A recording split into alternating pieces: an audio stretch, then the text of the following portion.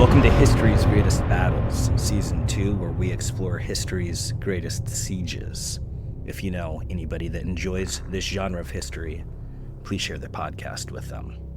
On January 17th, 1944, Allied forces initiated a decisive offensive in central Italy, targeting heavily fortified German positions in a region characterized by rugged terrain and strategic high ground.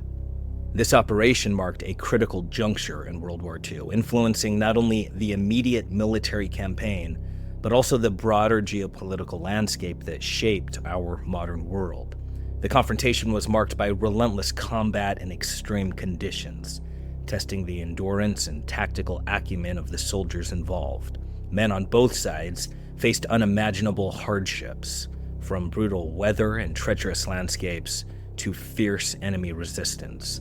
The individual experiences of these soldiers, enduring constant threat and immense physical and psychological strain, underscore the human cost of this pivotal siege. The outcome of this engagement had significant implications for the advancement towards Rome and the eventual liberation of Italy. Beyond the immediate military objectives, the strategies developed and the sacrifices made during this period have enduring effects on contemporary military doctrine and international relations. The lessons learned from the coordination, the resilience, and the leadership displayed continue to inform modern military operations and alliances. Today, the legacy of this battle is evident in the structure of NATO, the evolution of military tactics, and the ongoing discussions surrounding military ethics and leadership.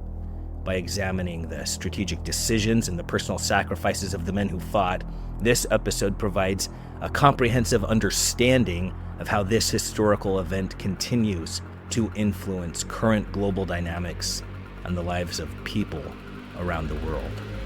Let's now experience the Siege of Monte Cassino.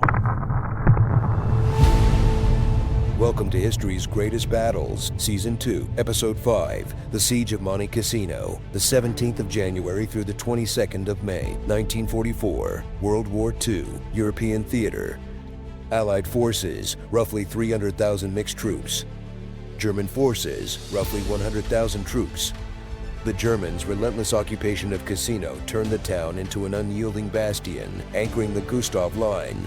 This fortress, besieged by Allied forces in wave after wave of bitter combat, became the lynchpin of German resistance, halting the advance through Italy's blood-soaked terrain and barring the road to the eternal city of Rome. In the aftermath of their triumph in Sicily during the sweltering summer of 1943, British forces surged across the Straits of Messina on September the 3rd, opening the campaign for mainland Italy. Barely a week later, on September the 9th, British and American armies drove their war machines onto the beaches at Taranto and Salerno. Their timing was masterful, coinciding with the Italian government's dramatic announcement of unconditional surrender. Yet, this was no moment of reprieve.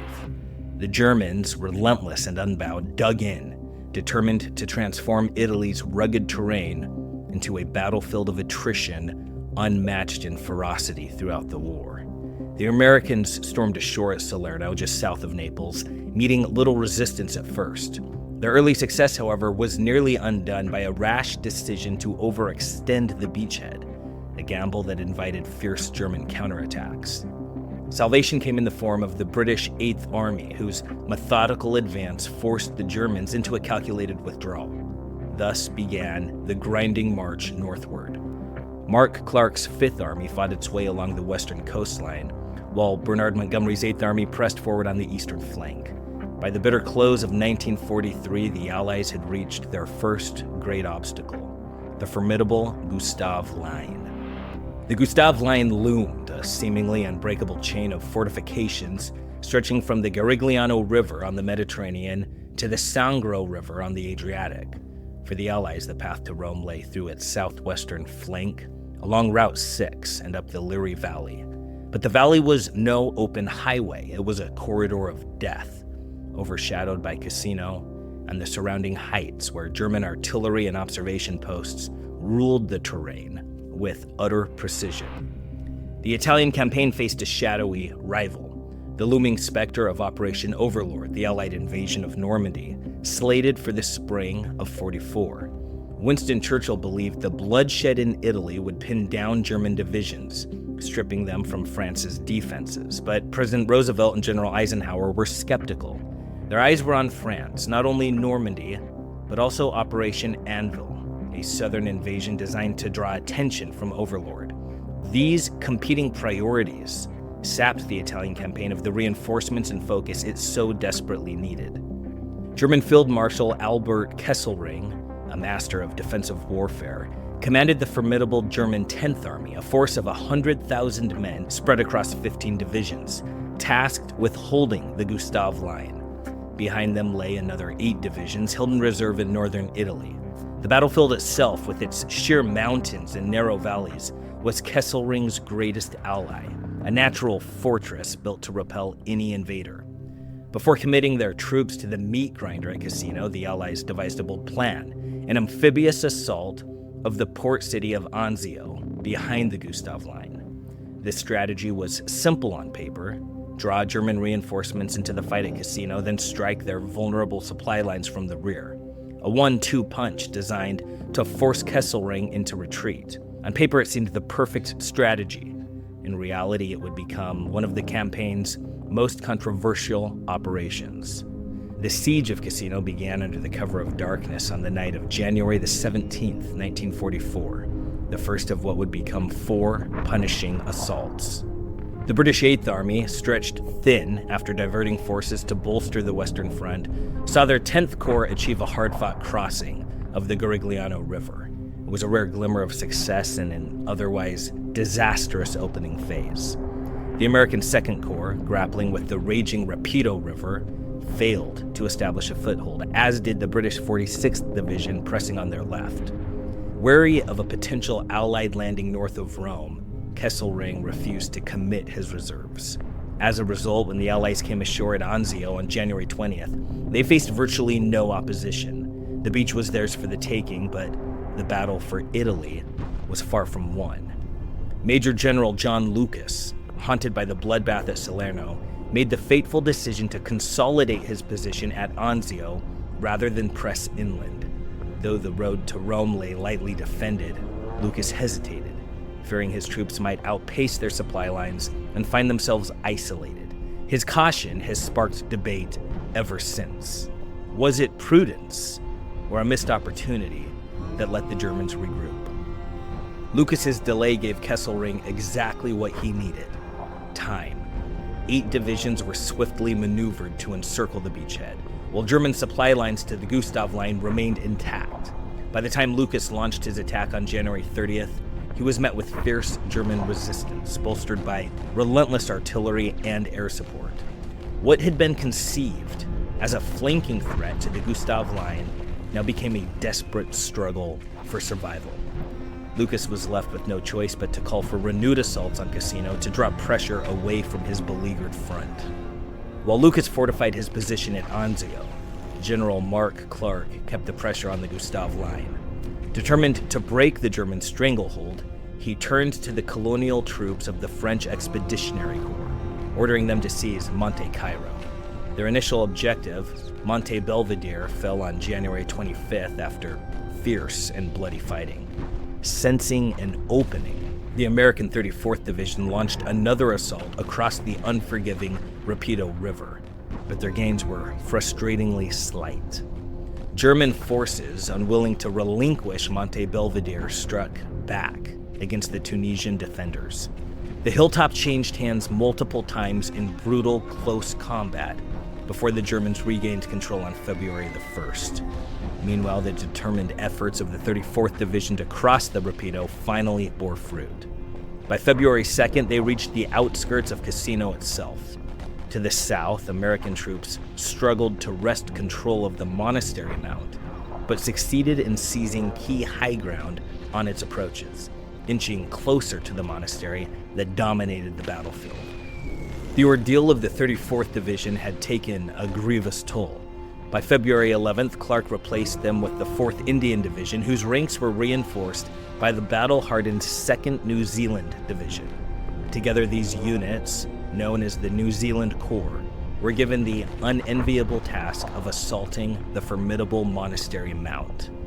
It was here that the Allies made a decision steeped in controversy. Perched above the battlefield, the ancient monastery at Monte Cassino commanded a sweeping view of the countryside. Many Allied commanders believed the Germans were using it as an observation post to direct their devastating artillery fire. Despite meticulous efforts to spare the landmark, Theater Commander General Sir Harold Alexander concluded that its destruction was a grim necessity and ordered the monastery bombed. History would reveal the tragic irony of this choice. The Germans had never used the monastery as an observation post, but once Allied bombers reduced the ancient structure to rubble, they transformed its ruins into an impregnable fortress. What was meant to break the German defense only strengthened it, a decision lamented as a failure both militarily and culturally. Amid freezing winds and heavy snowfall, the assault resumed on February the 15th. The New Zealand Corps struck from the south, while the French, reinforced by the battle-hardened Moroccan 4th Mountain Division, pressed in from the north. German counterattacks were ferocious, halting the advance of Indian, Maori, and Gurkha troops who lacked the armored support needed to sustain their crossings of the Rapido. By February the 18th, the first phase of the battle ended in a bitter stalemate. Despite the French breaking through the Rapido north of Cassino, the Gustav Line held firm, its defenses largely unshaken. Buoyed by this resilience, Kesselring turned his attention to Anzio. On February the 16th, under the thunder of heavy artillery and the screech of dive bombers, he unleashed 10 divisions against the 5 Allied divisions clinging to their fragile beachhead. A crack appeared in the Allied defenses, a fleeting opportunity for the Germans to smash through. Yet as they funneled their forces into a single road, they became sitting targets for the relentless firepower of Allied artillery and naval guns. The German assault shattered under the withering barrage. 2 days later, on February the 18th, the Germans regrouped for another ferocious offensive. This time they pressed harder, threatening to tear through Allied lines. But American grit and British resolve held firm, throwing the attackers back in a storm of bullets and determination. By direct order of Hitler, a third assault was launched on February the 28th. It was a final, desperate push to annihilate the Anzio beachhead. But by March 4th, the offensive had collapsed under the combined might of Allied infantry and relentless air support, leaving Kesselring's forces bloodied and spent. The fight for Cassino reignited on March 15th. Learning from past failures, the Allies abandoned the futile attempts to cross the Rapido from the south. Instead, the New Zealand Corps launched a bold assault from the north. Under the cover of a thunderous bombardment of artillery and airstrikes, they surged toward Castle Hill and Hangman's Hill, critical positions flanking the shattered town and the monastery beyond. The relentless bombardment had turned Cassino into a chaotic wasteland, but the destruction favored the defenders, providing them with natural fortifications. Torrential rains added to the misery. Gurkha troops clawed their way to Hangman's Hill, fighting with savage determination, yet the town itself remained beyond the Allies' grasp. When the rest of the New Zealand Corps withdrew on March 23rd, the Gurkhas stood their ground, isolated and unyielding. For 8 harrowing days, they held their precarious position on Hangman's Hill, defying every German attempt to dislodge them. Only then, under the solemn protection of a Red Cross flag, were they permitted to retreat. The third phase of the Battle of Cassino came to a grim conclusion. As the struggle for Cassino dragged on, London's high command faced a critical decision. How far should they press the Italian campaign? Plans for Operation Anvil, the invasion of southern France, were in limbo, originally intended to precede the Normandy landings by 3 weeks. Yet the sheer demands of maintaining the fight at Anzio and Cassino stretched Allied resources to their breaking point. With no breakthrough on the Gustav Line possible before May, Anvil was postponed. It would not launch until 6 weeks after the storming of Normandy's beaches. The fourth and final phase of the Battle of Cassino erupted on May 11, 1944. By then, the Allied forces had reshuffled their deck. The British 8th Army shifted from the Adriatic coast to spearhead the main assault. To their west, the American 5th Army prepared a simultaneous offensive, driving across the Garigliano River and up the Liri Valley. Meanwhile, from the long-besieged Anzio beachhead, a third wave was poised to strike, ready to complete the trap. For the first time in months, the weather turned in favor of the Allies. Under clear skies, long-awaited armor rolled into action, its engines roaring as it joined the assault. 2 determined Polish divisions led the charge for the British 8th Army, while British formations on their left pushed toward the strategic town of Sant'Angelo. To the north, deception operations feigned amphibious landings near Rome, tying down German reserves and leaving Kesselring stretched thin. The offensive began with all too familiar brutality. The Germans fought back with ferocity, their defenses defying every Allied push. Polish troops bore the brunt of the enemy's artillery fire, enduring a punishing bombardment. British and American forces fared no better, their progress slow and hard-won. Amid the chaos of the frontal assaults, a decisive breakthrough came from an unexpected quarter. The French Expeditionary Corps, stationed between the British and American lines, launched a daring advance through the rugged mountains. Against them stood a single, overstretched German division, unable to stem the French tide. At last, the long-sought breach in the Gustav Line began to emerge. Sensing the Germans faltering, French General Alphonse Juin unleashed his Moroccan mountain troops, the fearless Goons, to secure key positions in the Hitler Line, the Germans' secondary defensive line. The enemy's right flank crumbled under this relentless pressure. Seizing the moment, the American Second Corps accelerated its advance, surging into the Liri Valley with newfound momentum. Preoccupied by the persistent threat of a landing near Rome, Kesselring hesitated to commit his reserves. When they finally arrived, they did so piecemeal, too scattered to shore up the collapsing line. Around Cassino, German troops fought with determination, but they could not hold. On May 17th, they began a reluctant retreat to avoid encirclement. By then, the Polish divisions had endured staggering losses, 4,000 men, but their sacrifices bore fruit. They claimed the shattered ruins of Monte Cassino's monastery, a prize won at a terrible cost. As the Gustav Line collapsed, the breakout from Anzio failed to deliver its knockout blow. General Mark Clark, his eyes fixed on the prize of Rome, diverted the majority of his forces along Route 7, hugging the coast. This decision left the inland roads open, allowing the retreating Germans to escape and to regroup. The Germans, masters of disciplined retreats, executed their withdrawal with precision. Their delaying tactics frustrated British forces pushing through the Liri Valley, enabling Kesselring to salvage the majority of his troops and prepare for another stand. For a moment, it seemed the Germans might rally at the Caesar Line, south of Rome. But on May 30th, the U.S. 36th Division smashed through their defenses, capturing Velletri, a key stronghold anchoring the line along Route 7. At last, Clark ordered a decisive push. His forces surged northward, driving toward Route 6 at Valmontone, the original goal of the Anzio breakout. The simultaneous assaults along Route 6 and 7 overwhelmed the German defenses, leaving Kesselring's forces no choice but to yield. Recognizing the futility of further resistance, Kesselring declared Rome an open city. On June 4th, 1944, American forces triumphantly entered the Eternal City. Rome became the first Axis capital to fall into Allied hands, a stunning achievement that held the world's attention until just 2 days later, the thunderous beginning of Operation Overlord eclipsed it. The cost of the campaign was staggering. By the time Rome was liberated, the Americans had suffered 18,000 casualties, the British 14,000. and the French another 10,000. The Germans, despite their tactical brilliance, paid heavily as well.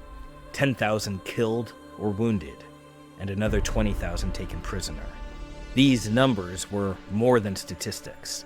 They represented the lives shattered and the families torn apart, in a continent still bleeding from the wounds of the war.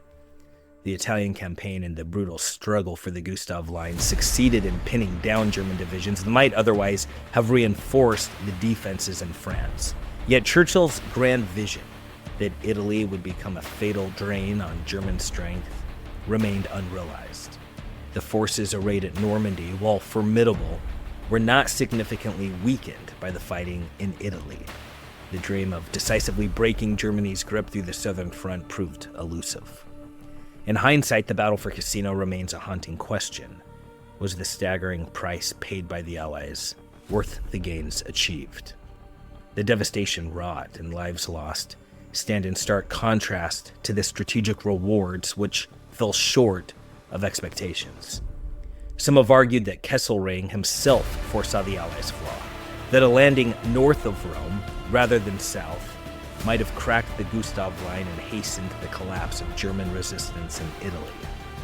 Monte Cassino stands today as a symbol of valor, sacrifice, and the enduring complexities of war. It was a battle fought in mud, rain, rubble, and blood, where strategies faltered, heroism abounded, and the human spirit was tested against seemingly insurmountable odds. While the fighting in Italy did not deliver the decisive blow that many had envisioned, it served as a reminder of the war's brutal reality. Victory for the Allies would come, but only at the highest cost.